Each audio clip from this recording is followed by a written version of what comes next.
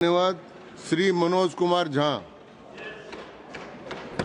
शुक्रिया माननीय vice chairman साहब। सुकून भी है, अच्छे माहौल में बातचीत हो रही है और आप वहां हैं तो आपके पास अग्निशामक यंत्र भी रहता है आग बुझाने के लिए, ये मैंने महसूस किया है। माननीय उपसभापति महोदय, इस विधेयक पर अपनी आपत्तियां और अपनी आलोचना माननीय मंत्री जी के समक्ष रखूंगा। बिल के मसौदे पे बिंदुवार आऊंगा, लेकिन उससे पहले मैं चंद बातें रखना चाहता हूं। वो ये है माननीय वाइस चेयरमैन साहब, क्योंकि किसी भी आर्टिकल को जब हम पढ़ते हैं संविधान की इस किताब में कि 14 क्या कहता है, 25 क्या कहता है, 26 क्या कहता है, उसकी इबारत पढ़ने से पूर्व कॉन्स्टिट्यूएंट असेंबली की डिबेट को देखना चाहिए कि उस आर्टिकल के बनने में किस तरह के विचार आए थे। संभवतः माननीय मंत्री जी अगर आर्टिकल 26 ए बी सी की पूरी प्रस्तावना को, उस डिबेट को पढ़ते तो शायद उनका काम एक नॉन स्टैट्यूटरी बॉडी से भी चल जाता, बशर्ते इसके कि इस तरह की चीजें लाएं। आज के आपके समक्ष जब बोल रहा हूं, मेरे पार्टी के राष्ट्रीय अध्यक्ष एम्स में इलाजरत हैं, लेकिन वो गौर से देख रहे होंगे। कल उनके एक वीडियो को कट करके खूब चलाया गया। सर, पूरा संवाद तो देखिए, और अगर उन्हीं को चलाना है तो उनकी तो न्याय, सामाजिक सौहार्द के बारे में इसी पार्लियामेंट में बहुत सारी स्पीचेज हैं, उसको सुना जाए।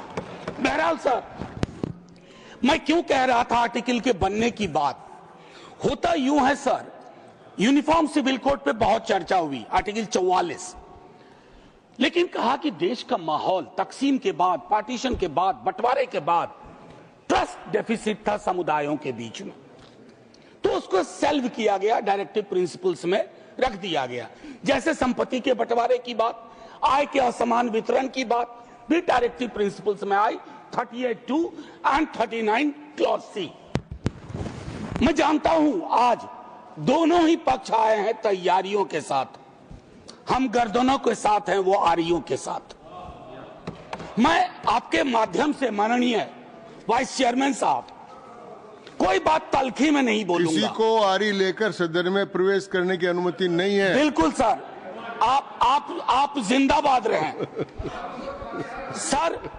सर एक चीज, देश का माहौल, और ये मैं गंभीरता, गर्दन लेकर आ सकते हैं जी, आरी लेकर नहीं आ सकते। सर, देश का माहौल कैसा है इस पे एक नजर डाला जाए। गाहे बगाहे इकोनॉमिक बाइकॉट की बात होती है, गाहे बगाहे किसी पुरानी मस्जिद के नीचे कुछ चीजें ढूंढी जाती हैं, गाहे बगाहे प्लेसेस ऑफ वर्शिप एक्ट पे सवाल उठता है। सर, इस तरह के माहौल में आपके बिल का कंटेंट और आपके बिल का इंटेंट दोनों सवालिया निशान खड़े करता है। ये महत्वपूर्ण है। चिंता इस बात की नहीं है, अभी चुन के आए हैं, हम भी चुन के आए हैं, लेकिन चुन के आने के बाद बहुमत विजडम की गारंटी नहीं होता है। आप लोग अक्सर ये सोचते हैं कि बहुत बड़ी बहुमत है तो सारा विजडम आप ही के पास है। सर, माननीय सभापति महोदय, खान पान, वस्त्र, आभूषण, भाषा, इबादत, इतनी तकरार, उसमें क्या होता है ना, एक समुदाय को लग रहा है। सर, मैं आपके माध्यम से एक चीज कहना चाहता था। मेरी भतीजी ने मुझसे, मुंबई अभी गया था, पूछा काका मार्जिन क्या होता है, तो मैंने उसको बताया कि बचपने से हम लोगों को कॉपी में मार्जिन छोड़ने के लिए बताया जाता है, हाशिया। सर, हमें आदत बन गई है हाशिए पे लोगों को छोड़ने की, हम लगातार समुदायों को हाशिए पे छोड़ रहे हैं। माननीय उपसभापति महोदय, मैं ये कहूंगा, प्रेमचंद ने एक कहानी लिखी थी ईदगाह, हमारे सारे साथियों ने पढ़ी होगी। ईदगाह में हामिद ने अपनी दादी अमीना के लिए चिमटा खरीदा। क्या हम में से कोई बता सकता है कि दुकानदार हरेंदर था या सोहाबुद्दीन था? कोई नहीं बता सकता। लेकिन आज क्या चल रहा है, हामिद खरीदेगा तो वही खरीदेगा, हरेंदर खरीदेगा तो वो हरखू के पास जाएगा। सर, ये चीजें मतलब मैं तो ये कहूंगा कि कुछ चीजें एक दूसरे से ऐसे वाबस्ता होती हैं कि उन्हें अलग अलग देखने को जी नहीं चाहता, उन्हें अलग अलग। Please request you Don't disturb him. मैं सिर्फ ये कहना चाहता हूं, कुछ चीजें एक दूसरे से ऐसे वाबस्ता होती हैं कि उन्हें अलग अलग देखने को जी नहीं चाहता। सर, इस देश के हिंदुओं को मुसलमानों की आदत है, मुसलमानों को हिंदुओं की आदत है, और ईसाइयों को, सिखों को हिंदुओं और मुसलमानों की आदत है। ये आदतें मत बदलवाइए, ये आदतें मत बदलवाइए। सर, एक लखनऊ के मशहूर शायर थे, आजादी के बाद पाकिस्तान चले गए, फिर नेहरू से दोस्ती थी, वापस आए तो लोगों ने पूछा क्यों आ गए? बोला यार बहुत मुसलमान थे यहाँ, लखनऊ का हूं, मिला जुला देखने की आदत थी। ये मैं बता रहा हूं, मैं बता रहा हूं सर कि ये चीजें महत्वपूर्ण है। आज सुबह से कई बार लाइटर वैन में कहा गया सौगात और तोहफा। माननीय उपसभापति महोदय, लोकतंत्र में सौगात और तोहफा नहीं हुआ करता।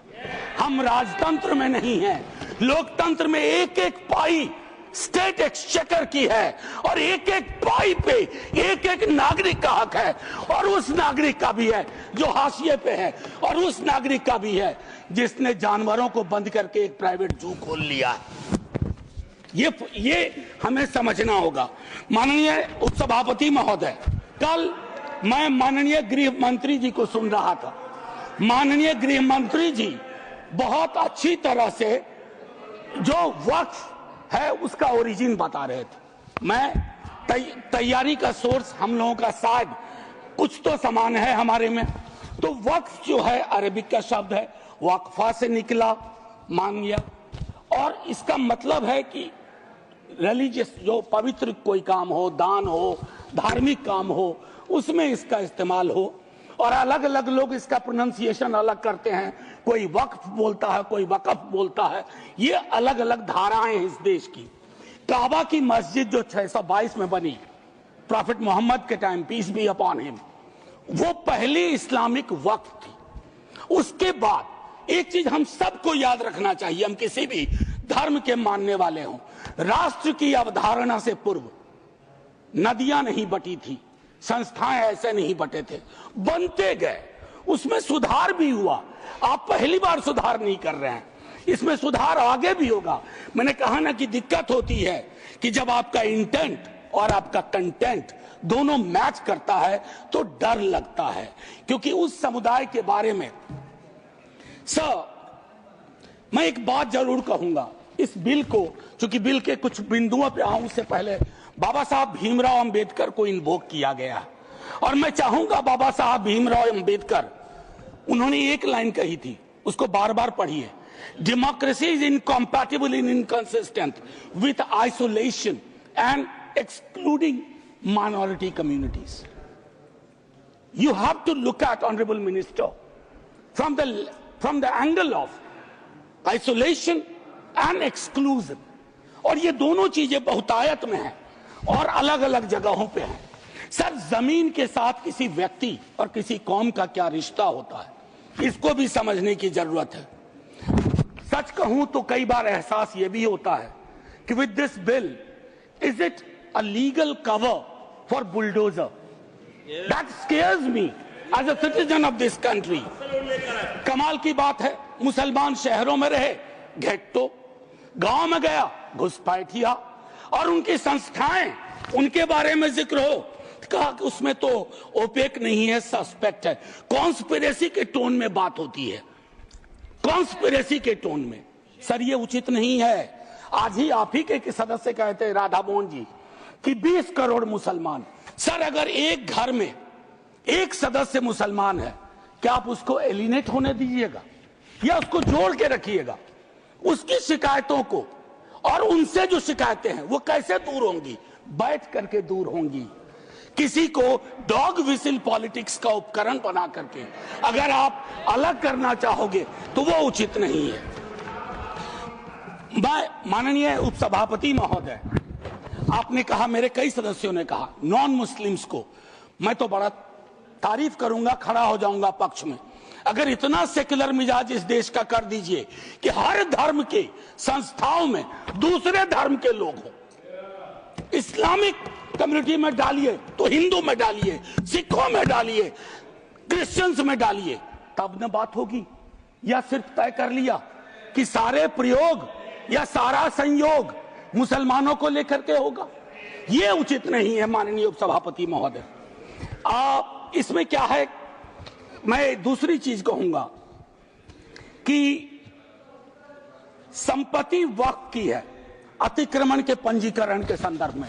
मेरे संजय जी कह चुके हैं, आपकी खुद की एफिडेविट है कि कितना डिजिटलाइज हो गया है, कितना इंक्रोचमेंट हुआ। एक छोटी सी बात कहूंगा कि एक बहुत बेहतर चीज आपने कही थी और मैंने नोट किया था सर, एक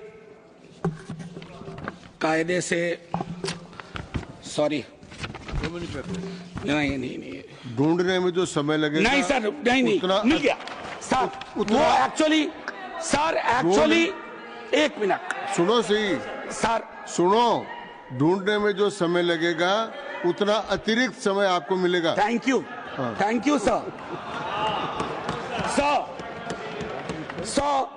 इन्होंने कहा, अब देखिए कि 30 बरस में, प्लीज जयराम जी, 30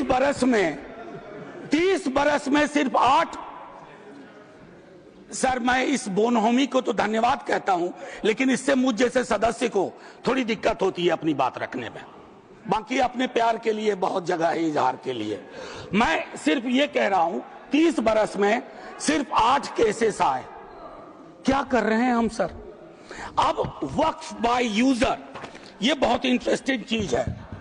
किसी भी समुदाय की एक स्मृति होती है। माननीय सभापति महोदय, आप मुझे देखिए, मैं भी आप ही को देखूंगा। किसी भी समुदाय की एक स्मृति होती है। कोई मस्जिद कब से यूज में है, कागजात ढूंढोगे। मैं अभी अपने बिहार का अनुभव बताता हूं।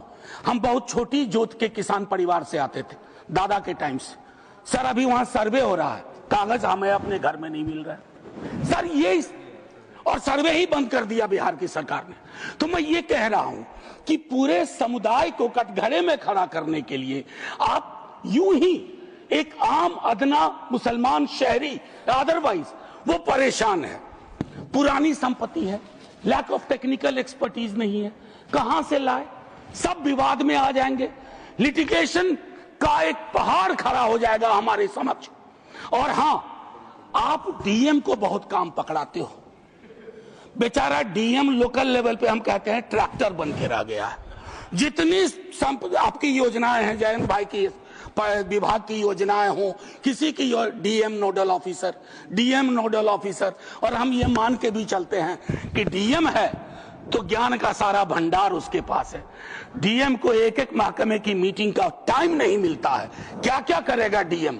मैं आपके माध्यम से माननीय सभापति महोदय, वीकर सेक्शंस की बड़ी चर्चा इसमें की गई है। कम से कम पसमानदा, अपने हिंदू समाज में भी पसमानदा बहुत बड़े। जब जब आप लोगों के पास आग्रह करता हूं जीरो आवर के माध्यम से या किसी उपकरण से कि साहब कास्ट सेंसस करवा दो, तो आप चुप हो जाते हैं। अभी संजय जी ने कहा कि भगवान ने अगर ये व्यवस्था नहीं बनाई ऊंच नीच की, जाति व्यवस्था की, तो भगवान के समक्ष जो इबादत का है, जो मंदिर है, वहां क्यों ये व्यवस्था बनी रहे? क्यों नहीं आरक्षण हो? क्यों नहीं हम सुनिश्चित करें कि पूजा पद्धति किसी एक जाति विशेष के हाथ में ना हो, हर कोई उसमें भागीदारी कर सके। सर तब तो जो राष्ट्र की संकल्पना थी हमारी, हम उसको साकार कर पाएंगे। अब देखिए कंसल्टेशन, रिजिजू जी बहुत इनोसेंट चरित्र के हैं, बहुत इनोसेंट चेहरा भी है। कंसल्टेशन के इतने आंकड़े बता दिए। अब भूपेंद्र जी आप उठते हैं, लगता है पॉइंट ऑफ ऑर्डर ले लीजिएगा। हाँ sir, consultation, there is absolute lack of consultation. Consultation is not about we called so many meetings. Consultation is about did you listen to them? सुना या सुना दिया? आप सुनते नहीं हो, सुनाते हो। इसको संवाद नहीं कहते हैं, संवाद का मतलब होता है दोनों चीजें। और एक चीज मैं कहूंगा और वहीं खत्म करूंगा, संस्थागत गैर मौजूदगी मुस्लिम्स की आप इंश्योर कर रहे हैं। मैं आज इतिहास के इस कालखंड में हूं, माननीय लीडर ऑफ द हाउस है, हमारे साथी है यहाँ, 2 मिनट के बाद मेरी कही गई बात भी हिस्ट्री हो जाएगी, इतिहास बन जाएगा। लेकिन मैं आपसे आग्रह करता हूं मंत्री ji, don't hurry up, don't hurry up. इस देश के मुसलमान का इस मिट्टी पे कर्ज है और इस मिट्टी का मुसलमान पे कर्ज है। इस कर्ज के रिश्ते को व्यापारी की नजर से मत देखिए, तिजारत की नजर से मत देखिए, क्योंकि अगर वो नजर आपकी नजर में बदलाव नहीं आएगा तो माननीय उपसभापति महोदय, सब कुछ हमारा बिखर के रह जाएगा। आखिरी 1 मिनट लूंगा। मैं सोच के आया था कि क्या कहूं, और मैंने ईदगाह का जिक्र इसलिए किया, एक नूर मियां की सुरमा का भी कर सकता था, विद्रोही जी ने लिखा, उससे पहले केदारनाथ सिंह ने लिखा, लेकिन मैं अदम कोंडवी, गोंडा जिला उत्तर प्रदेश का आभार करते हुए मैं 2 लाइन पढ़ करके अपनी बात खत्म करूंगा। हिंदू या मुसलमान के लिए के एहसासात को मत छेड़िए, अपनी कुर्सी के लिए इस जज्बात को मत छेड़िए। हम में कोई हुण, कोई शक, कोई मंगोल, पता करना बड़ा मुश्किल है कौन कहां से, हम में से कोई हुण, कोई शक, कोई मंगोल दफन है जो बात, अब उस बात को मत छेड़िए। गलतियां बाबर की थी, जुम्मन का घर फिर क्यों जले। ऐसे नाजुक वक्त में हालात को मत छेड़िए। है कहां हिटलर, हलाकू जार या चंगेज खां, मिट गए सब, कौम की औकात को मत छेड़िए। छेड़िए एक जंग, छेड़िए एक जंग मिलजुल कर गरीबी के खिलाफ। दोस्त मेरे मजहबी नगमात को मत छेड़िए। हाथ जोड़ करके, तो हाथ जोड़ के कहता हूं सर, इसको फिर से कंसल्टेशन के लिए भेजिए और एग्जीक्यूटिव के डिसीजन को कमतर करिए, एग्जीक्यूटिव के डिसीजन को, इन्फ्लुएंस को कमतर करिए। और पूरी दुनिया नॉमिनेटेड से इलेक्टेड पे जा रही है, आप इलेक्टेड से नॉमिनेटेड पे जा रहे हो। नॉमिनेटेड लोग बड़े खतरनाक होते हैं, ध्यान रखना सर। जय हिंद सर। धन्यवाद मनोज जी।